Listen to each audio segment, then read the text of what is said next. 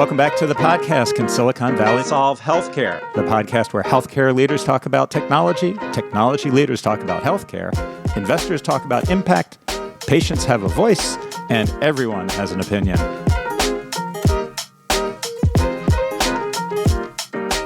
Hello, and welcome to another episode of Can Silicon Valley Solve Healthcare? Today, we are thrilled to have Vishal Sheth from the NewYork-Presbyterian Health System with us today, and we think you're going to enjoy listening to the conversation that we have with him. Vishal, welcome to the podcast. Thank you for having me. How are you today? Doing well. Yourself? Doing fine, thank you. You don't look like you're in a hospital, though. No, working remotely today, so enjoying the luxuries of working from home right now. Awesome. Well, introduce yourself to the Can Silicon Valley Solve Healthcare crew. Tell us a little bit about your background and what you're currently doing. Yeah, well, first and foremost, thank you so much for having me. Really look forward to the discussion we're about to have today.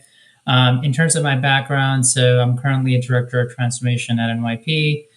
For those who are folks who are the listeners or the viewers that may not be familiar with NYP, NYP is nation's one of the most comprehensive integrated academic healthcare delivery system. We're also one of the only academic center that is affiliated with two renowned medical schools, Cornell and obviously Columbia. Also, it's an institution that has existed for nearly 250 years, and certainly in terms of employee base, somewhere in the tune of 45,000 or so employees. We have about 10 hospitals, about 200 or so specialty clinics, and medical groups and so on and so forth. So when we think about scale, certainly NYP is operating at scale. In terms of my own personal background, so as I indicated, director of transformation, I have broadly three sets of responsibilities. So overseeing our emerging technology program is one of them. Second one is helping the organization build new services and capabilities. And third is there are a number of different business units that we have that perhaps actually should be operating as a business unit. And what are the things we can do to kind of help grow those businesses as well? So I have to ask, being part of sort of an innovation ecosystem and sort of discussions we've had in the past around innovation, your title is Director of Transformation. So is transformation just semantically different from innovation, or is there a material difference in the way that you see it?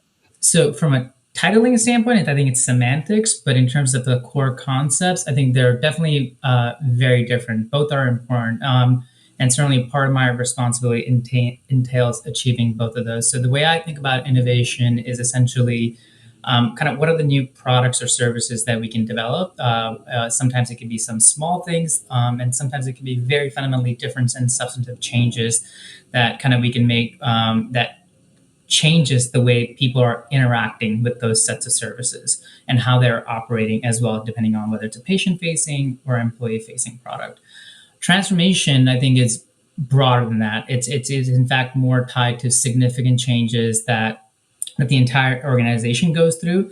So it can entail things like changing the organizational structure, processes, the culture, and the overall strategy around it. So I think the concepts are actually very similar. At least that's my thought process around it, and that's how I operate.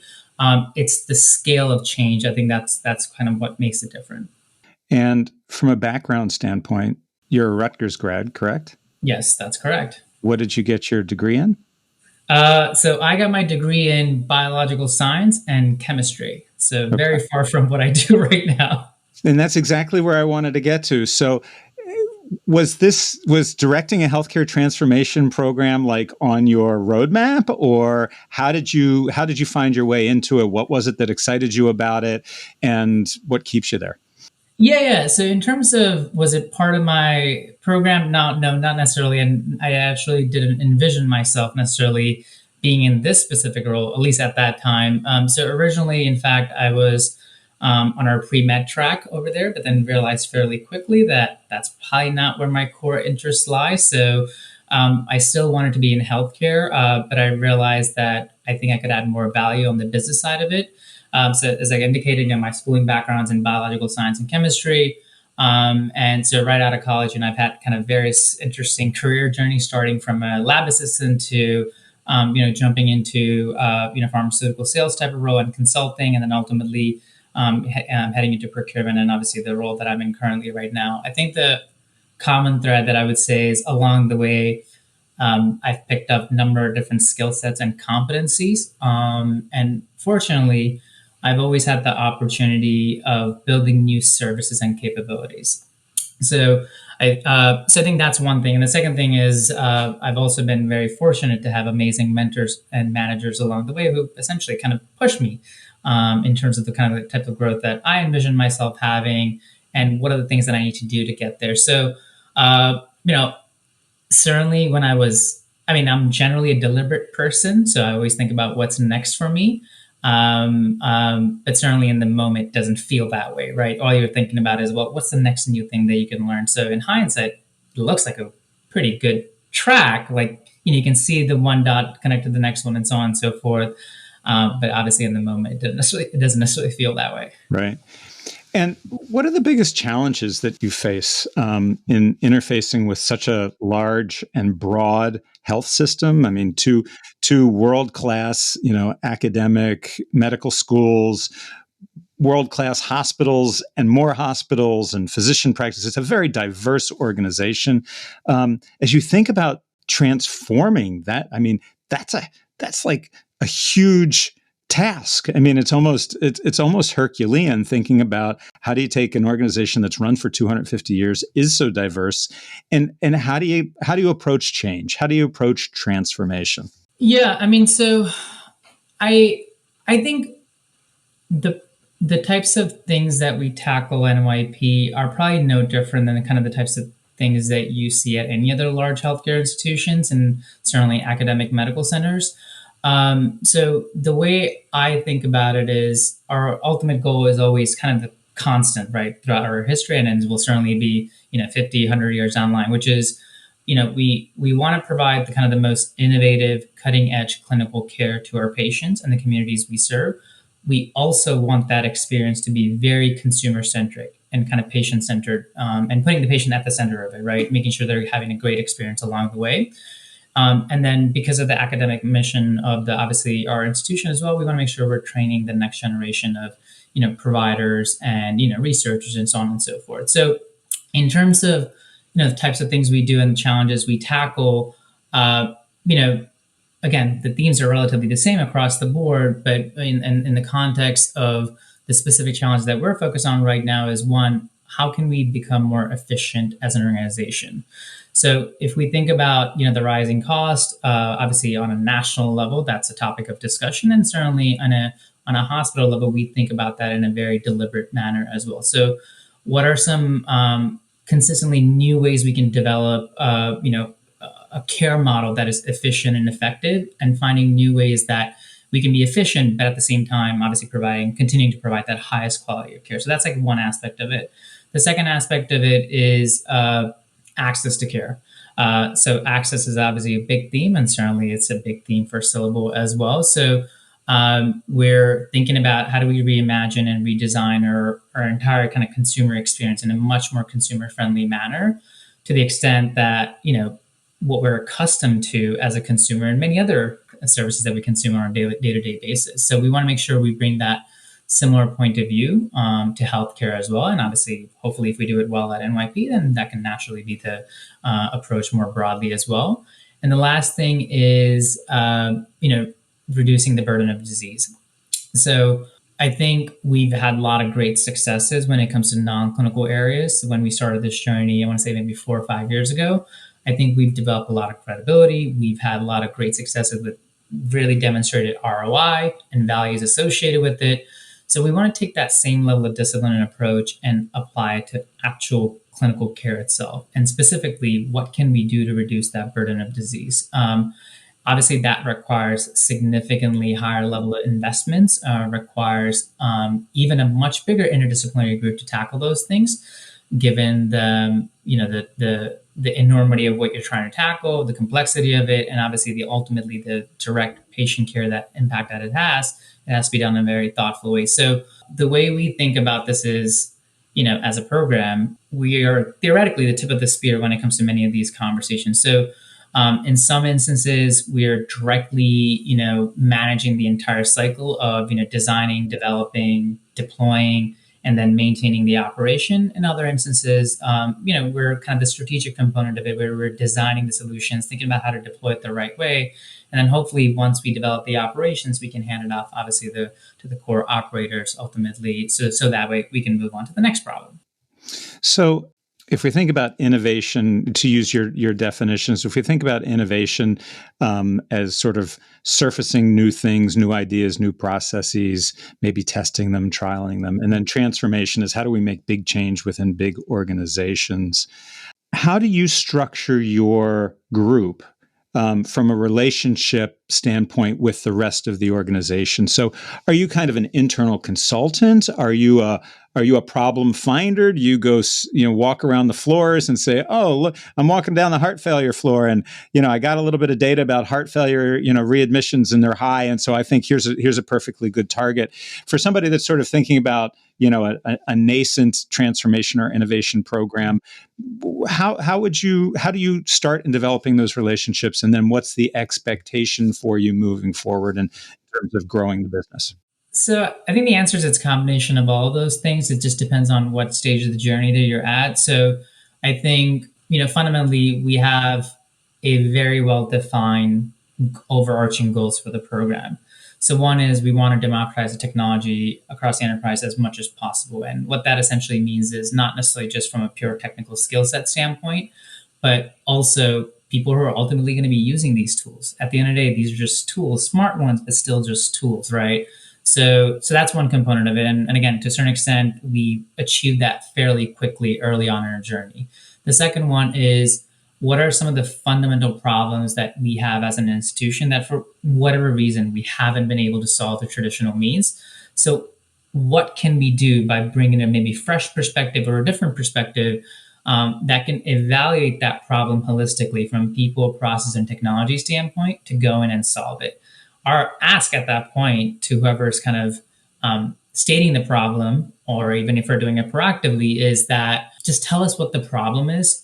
Let's frame the problem the right way, and then we will help you figure out what the right solution is. And the third objective is anything we work on, we want to be very thoughtful about, like, what is the value that we're adding? We want to make sure we're, whether it's a financial or non-financial metrics associated, that we're delivering a clear value and a demonstrated value, because that's what allows us to then continue to sustain the level of investments that we need to make into it. So early on in our journey, that entailed, obviously, with this level of discipline, you had to kind of be very proactive. You had to kind of sell to people. You had to make them understand, what does it even mean to work on such innovation or transformation type of projects, because it's very different than working on a traditional project. Fast forward, obviously, as people became more accustomed to it, there's a cultural change that was already happening. And fortunately, again, NYP is very forward thinking in that extent. The conversation flipped. The conversation comes to us, well, can you move faster? So obviously that's a really good position to be in. But again, as I said, it depends on the kind of the stage of the journey that you're at. And based on that, the level of engagement model that you have changes. But along the entire continuum, what you want to be is you want to be an ally to the constituents that you're working with. Make sure they understand that you're just going to help them solve problems. At the end of the day, you're going in to help them solve problems. And thereafter, once you've done a good job, it's their operations. It's their purview. They're going to kind of take it to the next level.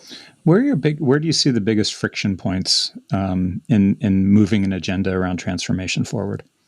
I think it's kind of, I alluded to in my previous answer. So I think the friction point typically is in a couple different areas. So first is oftentimes large healthcare institutions have a lot of legacy of old process and decisions that have been made. So you have to have the patience to overcome that inertia. As I said, once you overcome that, in fact, works in your favor. But I think overcoming that is a one big thing. The second aspect of it is culture, right? I think just understanding, being comfortable with change, working in a more of an agile mindset is something that takes time for people to get used to it. And the third thing is as with any large organization, there's always many competing priorities.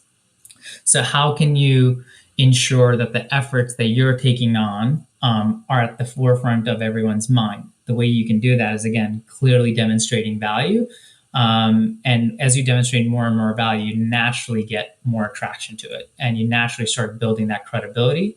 It solves that kind of demand problem. You end up having a lot more demand than you're able to address at that point as So well. that's a great point. How do you manage that demand? Because at some point in time, you have success, and then you have people Yes. knocking down your doors with every great idea and every great process change that they love Yeah. your help with, Yeah. but you don't have the budget or the manpower to manage that. So how do you prioritize, and how do you let people down easily? Uh, well, we try to not let people down generally. I think our approach is very disciplined. So once you get to a stage where you have a lot of problems or a lot of opportunities, as by the right way of framing it, a lot of opportunities that you can potentially take on, I think the fact that you do a lot of that work upfront in framing the problem the right way and understanding what is the potential opportunity here, it becomes a really important way to start prioritizing. Second aspect of it is how critical it is to the strategic priority of the organization, and what is the time horizon associated with it. That's another dimension that you kind of take into consideration. And the last is how complicated it is. What is your likelihood of success? So I think with kind of those three or four factors, you kind of generally develop an intuitive understanding of how you should prioritize. Now, I say intuitive, but there's also a formulaic way we can approach it. And we do that every now and then as well. As you think about the partners that you've interacted with, call them vendors, call them partners. I'm sure you've interacted with many. What do you wish these partners knew about your challenges and your health systems challenges before they really engaged you? Or what are your biggest pet peeves about dealing with vendors? Well, I guess it's the three challenges that I described in terms of what we deal with is perhaps applicable to the technology partners as well. So as I said, understanding and being appreciative of the fact of the kind of the old processes and decisions, and realizing that sometimes things will take time to overcome that. But once you hit that tipping point, I mean, in fact, the speed is no longer an issue essentially. Culture is another aspect of it. And as I said, in terms of the value proposition that you can add to it, I think beyond that, specifically from a technology partner standpoint, data is a big thing. So specifically when you're working in areas of AI, data science, and things of that nature, obviously you need data to kind of enact on and actually develop solutions that you want to deploy. But generally speaking, I don't think people appreciate that organization like ours and many healthcare institutions as well generally are very conservative and are very thoughtful about what we should be doing, what our data needs are, and is it appropriate. So I think that rationalization in itself, the perspectives can be different, but it's really important to understand from a large institution like ours, the risks are very different. So taking that into consideration is really important. And the last thing is security. So again, we handle sensitive patient data, right? And it's really important to make sure that these technology partners that we work with, they have appropriate security measures in place. Now, depending on what stage of your own kind of journey these partners are in, the level of sophistication may vary, but each organization will have a minimum threshold that you have to hit. And I think there's just no way to overcome that. And certainly no one would be willing to even take on that risk given the enormity of what could potentially go wrong. I think data is an amazing topic, and I think we could talk for a long time about it. But in the context of what you do and where you work, there's no dearth of individuals who consider themselves data experts, or at least have a lot of interest in data and have some reasonable experience managing, manipulating, storing data.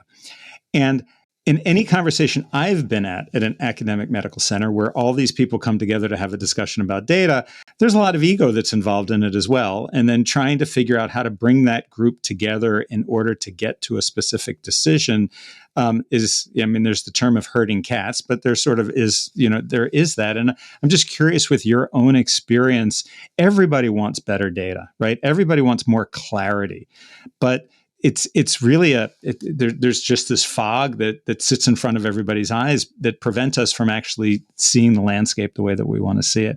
How do you manage these data issues and these competing interests? I mean, everybody wants more data. So how do you manage those expectations? So if you're talking about internal clients, right?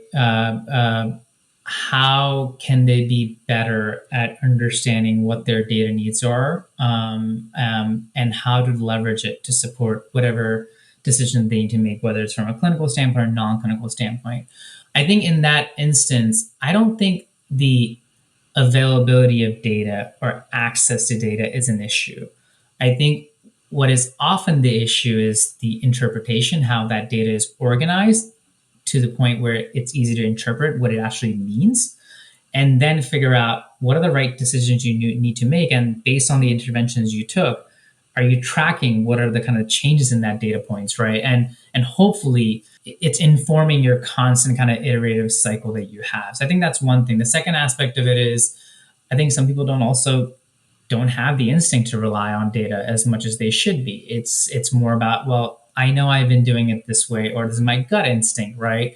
But I think changing that decision making paradigm to be more data driven is also another kind of issue that you typically tackle. But in terms of data needs, it's not necessarily an issue of data needs. It's more the interpretability of it, how well it's organized and structured that can be leveraged for many different use cases, and then ultimately acting on those insights and those data points on some consistent manner to drive to a very specific outcome.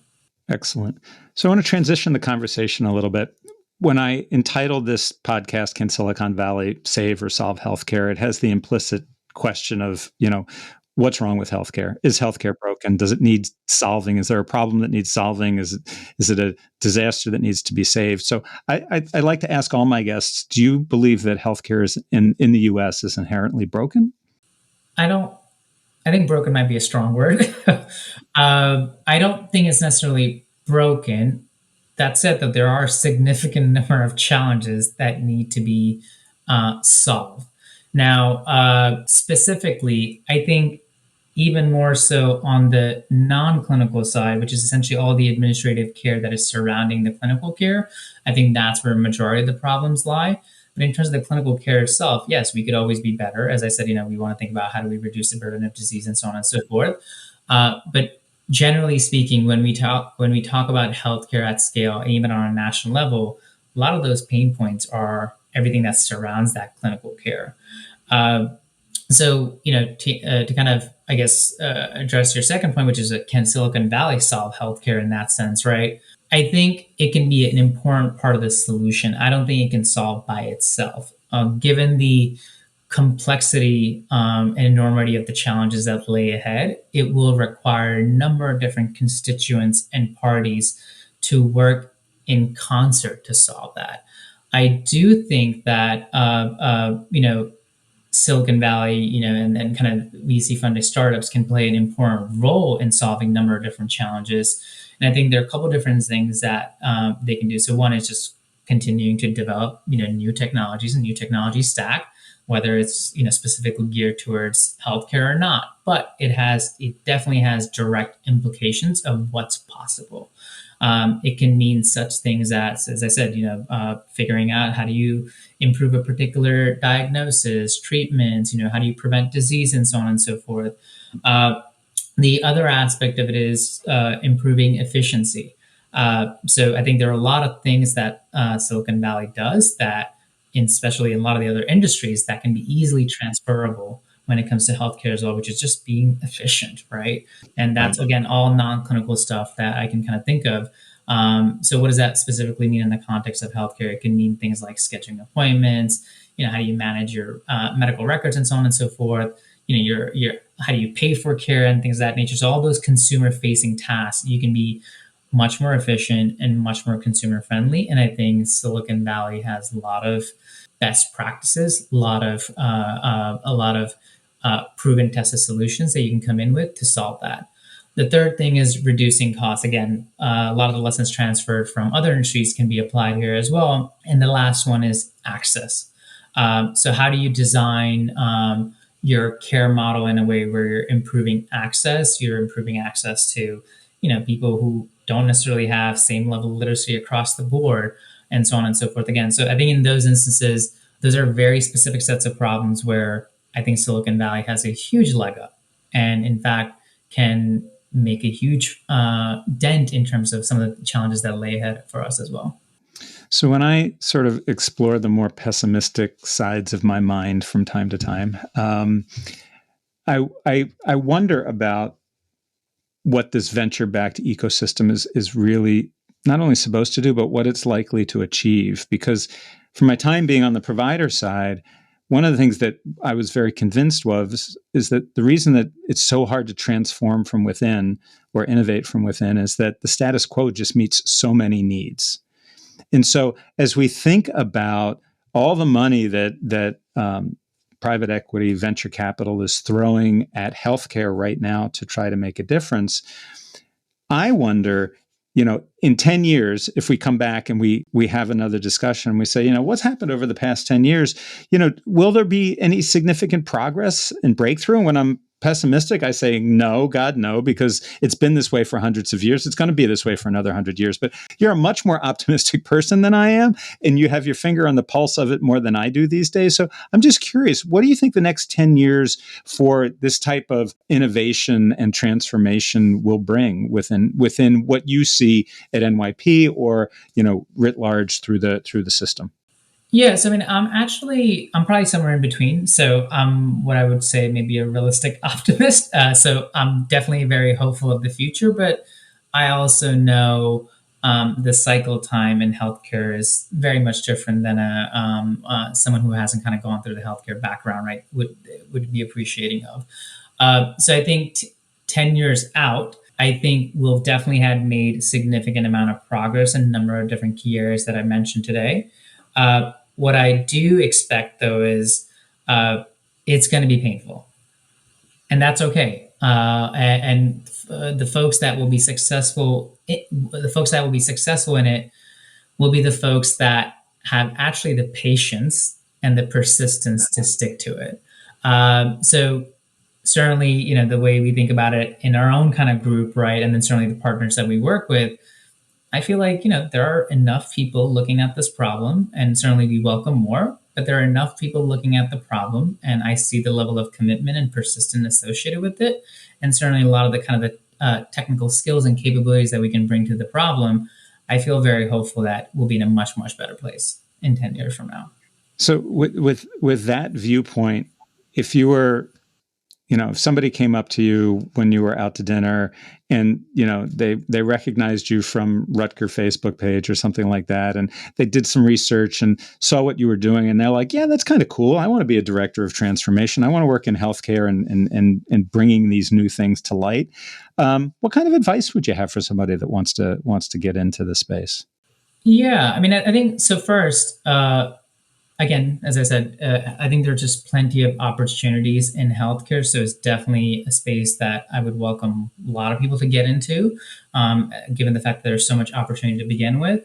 I think the way I would think about it is, first, you want to really be passionate about the problems that you want to solve, and really be thoughtful about the fact that how committed you are to it. As I indicated, healthcare is very complex. There's ever-changing field, so it's really important that you're going to be able to stay motivated and stay committed to the work. So I think that's a first thing. The second thing I would say is whether you're trying to get into a role like mine or whether you're trying to solve a problem for any healthcare institutions as a vendor or as a startup, do your research. So before you start kind of thinking about what an ideal solution could look like for a particular set of problem, really spend time understanding what is the actual core problem that you're trying to solve. So talk to people, talk to hospitalists, right? Talk to other different individuals who have a direct vested interest in that problem to really frame that problem the right way. And then I think it will make it really easier for you to understand whatever solution that you're envisioning, how feasible and effective it will be. Oftentimes what I see is people have actually come up with really, really interesting solutions, but I'm not quite sure if it fits a very specific problem that at least I have in mind that I am particularly prioritizing. And that often requires some level of, back and forth, assuming that there's interest in it, to reframe what an ideal solution will look like. So I think that's the other thing to think about. Third thing is essentially, build a team. So as I indicated, there's not a single group or a individual that can solve a lot of these problems. So you really want to make sure you have a very interdisciplinary team around it. So that should include technologists, hospitalists, folks from an operations side, depending on what are the things that you're trying to do, other different kind of critical functions at any large institutions have. Really getting different perspectives is super important. The other thing is getting feedback, right? So along the same lines, getting feedback with the users that maybe potentially you may be interacting with, or your solutions you may be interacting with. Get feedback from the employees that are responsible for the sets of operations, getting feedback from obviously doctors and rest of the kind of clinical care team that is surrounding that as well.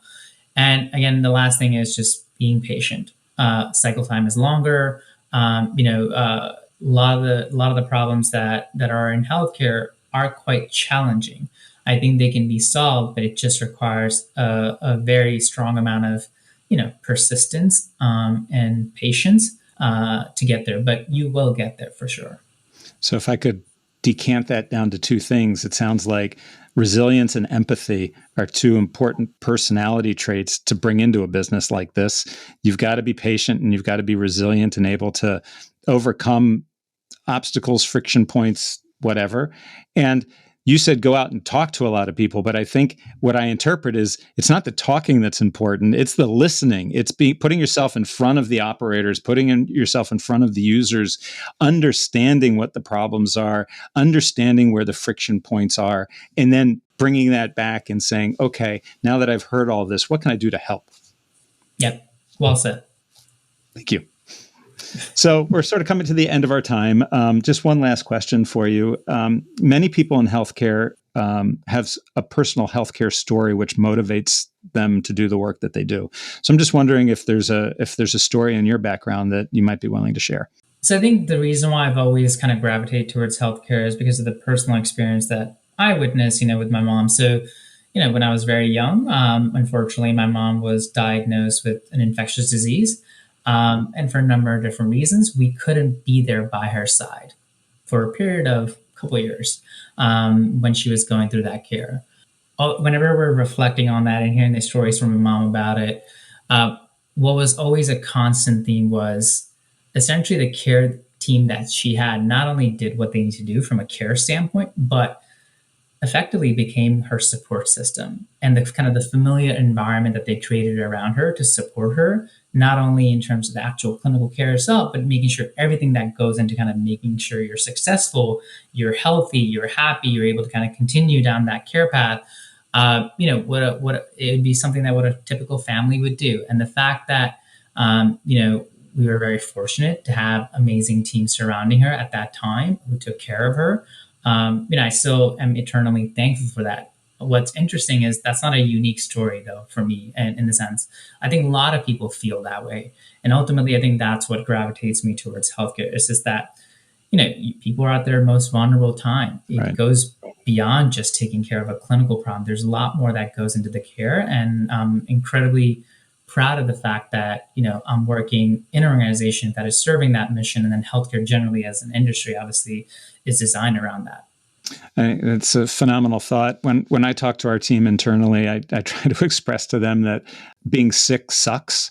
And that just is like the ultimate concentration of what you just described. There's just so many challenges, things that we take for granted on a daily basis that become so difficult when you're sick. And if you have loved ones, that want to be with you and they can't be with you, or there's other barriers that are preventing you from either getting the care that you need or from your caregivers getting to you. And I think that only when you go through it yourself, it's one thing to talk about it in an academic discussion, but until you go through it yourself, it doesn't really become meaningful. And so I appreciate what you went through with your mom, and I appreciate your willingness to talk about it today. Vishal Sheth, Director of Transformation at NYP, thank you so much for joining us today. We really appreciate it. Thank you so much for having me. Have a great day.